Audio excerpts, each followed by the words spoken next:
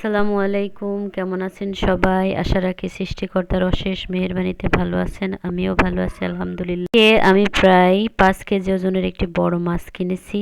আর এই মাছ আর মাছের তেল দিয়েই আমি আজকে আপনাদের সাথে দুটি রেসিপি শেয়ার করব ইনশাআল্লাহ। তো আমার সাথেই থাকুন। মাছটা কিন্তু একদম টাটকা ছিল, খেতেও অনেক মজা হয়েছিল। এই মাছ থেকেই কিছু মাছ আমি 2টা টমেটো হালকা কিছু মশলা দিয়ে ঝোল করব। আর মাছের তেলটা দিয়ে পেঁয়াজ কলির মাখা মাখা চচ্চড়ি করব। তো চলুন মাছ কেটে ধুয়ে রান্না শুরু করি। আগের ভিডিওতে আমার একজন বোন পরামর্শ দিয়েছিলেন ভয়েস দেওয়ার জন্যে, তো সে কারণেই অনেক কষ্ট করে ভয়েস দিয়েছি। জানি না কেমন হয়েছে, আপনারা আমার ভুলগুলোকে ক্ষমা সুন্দর দৃষ্টিতে দেখবেন ইনশাল্লাহ। কারণ ঠিক ততটা গুছিয়ে কথা বলতে পারি না আমি। আমার এই চ্যানেলটা আমি প্রায় 2 বছর হলো খুলেছি, কিন্তু জড়তার কারণে ঠিকঠাক ভিডিও দিতে পারিনি। তো এখন ভাবছি নিয়মিত ভিডিও দেবো ইনশাল্লাহ। আমার অনেক বোনেরা এই প্ল্যাটফর্মে চেষ্টা করছেন দেখছি। আসলে নিজেকে ব্যস্ত রাখাটা খুবই জরুরি, না হলে দিন দিন মানসিক রোগীতে পরিণত হচ্ছে। তো চলুন মাছগুলো নিয়ে রান্নাঘরে চলে যাই। মাছ কাটা শেষ, এবার নিচে গিয়ে ধোয়ার পালা। দেখুন মাছের পিসগুলো কেমন হয়েছে, একদম টাটকা মাছ। তো আমি আশা রাখবো আপনারা আমার সাথে থাকবেন, আমার চ্যানেলটাকে সাবস্ক্রাইব করবেন ইনশাআল্লাহ। আমি চলে আসলাম মূল রান্নায়। এখানে মাছগুলো আমি কেটে ধুয়ে নিয়েছি। প্রথমে 2 চামচ লবণ, হলুদ এবং শুকনো লঙ্কার গুঁড়ো, কিছুটা সরিষার তেল দিয়ে আমি ভালো করে মাছটা মাখিয়ে নেব। তেলটা দিলে মশলাটা ভালো করে মাছের মধ্যে ঢোকে, যেহেতু বড় মাছ মশলা না ঢুকলে ভালো লাগবে না। তো আমি ভালো করে মাছগুলো দেখুন মশলাগুলো মাখিয়ে নিচ্ছি। আর মাছের লেজগুলো আমি হালকা কেটে কেটে নিয়েছি, যাতে মশলাগুলো ওর ভেতরে ভালোভাবে ঢোকে। মাছটা মাখিয়ে রাখবো আমি কিছুক্ষণ। আর আমি পুরো রান্নাটা সরিষার তেলেই করব, কারণ আমরা সরিষার তেলটাই ব্যবহার করি। তো আমি চলে যাচ্ছি মূল রান্নায়। কড়াইয়ে সরিষার তেল দিয়ে দিচ্ছি পরিমাণ মতো। মাছগুলো ভেজে নেব, খুব বেশি কড়াও করব না, আবার একদম কমও ভাজবো না। দেখো তখনও সাজিদ কত কিউট ছিল। দেখো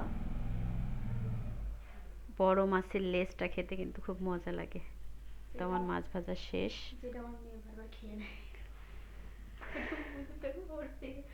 ওই তেলের মধ্যে আমি কিছুটা জিরে দিয়ে দিলাম, এটাতে একটা অন্যরকম ফ্লেভার আসে। কিছুটা পেঁয়াজ কুচি দিয়ে হালকা লাল লাল হলে আমি এর মধ্যে 2টা টমেটো দিয়ে দেব। তো আমি এটা ফালি ফালি করে কেটে নিয়েছি। টমেটোটা কিছুটা সেদ্ধ হলে আমি পাটায় কিছু মশলা করে নিয়েছি। পেঁয়াজ, জিরা, এই দুটোই আমি মশলা করেছি। এর সঙ্গে হলুদ, লবণ, শুকনো ঝালের গুঁড়া অ্যাড করে আমি মশলাটা মিক্স করে নিয়েছি। এটাই আমার রান্নার মূল মশলা। তো দেখুন টমেটোটা প্রায় সেদ্ধ হয়ে এসেছে। মশলা যে কোনো রান্নায় মশলা কষিয়ে নেওয়াটাই কিন্তু সবচেয়ে বড় ব্যাপার। মশলা আপনি যত কষাবেন তরকারি খেতে তত স্বাদ হবে। মশলার কাঁচা গন্ধটা চলে গেলে একটা ভাজা ভাজা স্বাদ আসে। তো এই মশলাকে আমি অনেকক্ষণ ধরে সুন্দর করে কষিয়ে নেব। মশলা কিন্তু তেল ছেড়ে দিয়েছে আর টমেটোগুলো সেদ্ধ হয়ে গিয়েছে। তো দেখুন আমি ঢেকে দিয়েছিলাম কিছুক্ষণ, দেওয়ার পরে মশলাটাই আমি বেশক্ষণ ধরে রান্না করেছি। এবার আমি পাশেই কিছুটা গরম পানি করতে দিয়েছি, যেহেতু বড় মাছ, মাছগুলো যেন ভেঙে না যায়, বেশিক্ষণ রান্না করা যাবে না। তাই আমি কিছুটা হালকা গরম পানি, হালকা না গরম পানি আমি অ্যাড করব। তো আমি পরিমাণ মতো পানি অ্যাড করে নেব। তো এর ভেতরে আমি কয়েকটা কাঁচা লঙ্কা দিয়ে দিলাম। কাঁচা লঙ্কার কিন্তু দারুণ একটা ফ্লেভার আসে তরকারিতে, বিশেষ করে মাছের ঝোল। পরিমাণ মতো পানি দিচ্ছি।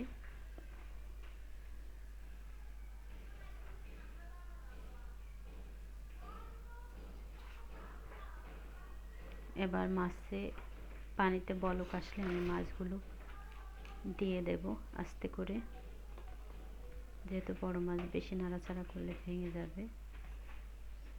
তো আমার মাছের ঝোলটা হয়ে গেলেই আমি কালি চচ্চড়ি দেখাবো আপনাদেরকে।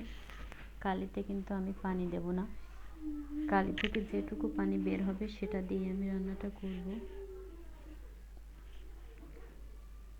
কারণ মাছের তেল থেকে অনেক তেল বের হবে, সেটা দিয়েই ভাজা ভাজা হয়ে যাবে। কালি চচ্চড়িটা খেতে কিন্তু অনেক মজা হবে, আপনারা ট্রাই করে দেখবেন। তো এদিকে আমার মাছের ঝোলটা তো হচ্ছে, পাশেই আমি কালিটা চচ্চড়ি করে নেব।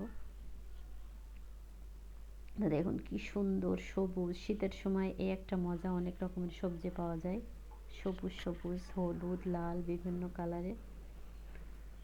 শীতের সময় সবজি খেতে অনেক মজা লাগে। আমার মাছের ঝোলটা হয়ে গিয়েছে, এবার আমি কালি চচ্চড়ি করব। তো যেহেতু পেঁয়াজের কলি, এখানে পেঁয়াজ বেশি লাগবে না, তাই আমি হাফ একটা পেঁয়াজ দিয়ে নিয়েছি, কিছুটা কাঁচামরিচ, সাথে মাছের তেল দিয়ে দিলাম। দেখবেন এখান থেকে অনেক তেল বের হবে। তো যেহেতু পেঁয়াজের কলি একটু মিষ্টি মিষ্টি, এখানে বেশি ঝাল দিলে ভালো লাগে না, তাই আমি অল্প কিছুটা কাঁচামরিচ এবং অল্প একটু শুকনা ঝালের গুঁড়া দেব, সাথে কিছুটা লবণ, একটু হলুদ। লবণটা একটু বেশি হয়ে যাচ্ছিল, এজন্য আমি কিছুটা উঠায় রাখলাম। দেখুন কতখানি তেল ছেড়ে দিয়েছে। এই তেলেই আমি কালিটা চচ্চড়ি করব, এটাতে অনেক মজা হবে। পানি, যেহেতু কালি নরম সবজি, পানি বের হয়, এখানে যদি আপনি বেশি পরিমাণ পানি অ্যাড করেন তো খেতে ভালো লাগে না, স্বাদটা ঠিক সেইভাবে আসে না। সত্যি মাশাআল্লাহ কি সুন্দর লাগছে দেখতে। অলরেডি পানি বের হতে শুরু করেছে কালি থেকে, এই পানি দিয়েই কিন্তু আমি রান্নাটা শেষ করব। বা আমি কালির জন্য কিছুটা সরিষা বাটা, কিছুটা জিরা এবং পেঁয়াজ একসঙ্গে বেটে নিয়েছি পাটাতে, তো এটা দিয়ে আমি রান্না করব কালিটা।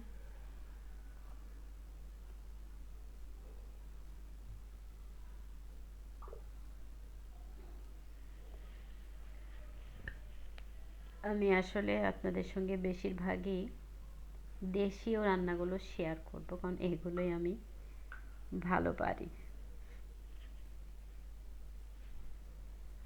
দেখুন কত সুন্দর, এই তেলেই কিন্তু রান্নাটা হয়ে গেছে। এর মধ্যে আমি 2টা টমেটো দিয়েছিলাম। শীতের সময় যে কোনো সবজিতেই আপনার একটু টমেটো দিলে অন্যরকম টেস্ট হয়।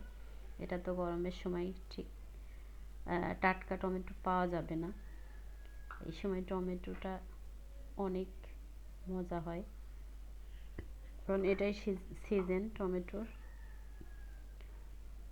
দেখুন আমি তেলেই কি সুন্দর দেখাচ্ছে। তো আমার 2টো রান্না শেষ আজকের মধ্যে এ পর্যন্তই। ভুল ত্রুটি ক্ষমা করবেন, আমার চ্যানেলটি সাবস্ক্রাইব করবেন ইনশাআল্লাহ। আসসালামু আলাইকুম।